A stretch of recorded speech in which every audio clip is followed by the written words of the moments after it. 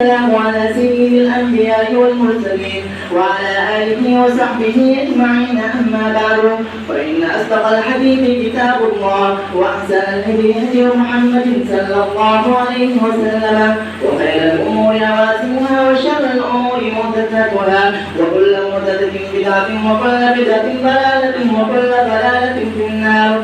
وبالسند المتصل منا إلى الشيخ الإمام الإمام الحافظ الحجة أمير المؤمنين بالحديث أبي عبد الله محمد بن إسماعيل بن إبراهيم بن المغيرة بن بردزبة الجوفي الأماني البخاري رحمه الله تعالى. اللهم انفعنا وارفعنا بعلومهم وعلومكم أجمعين، آمين يا رب العالمين. أنه قال: بسم الله الرحمن الرحيم.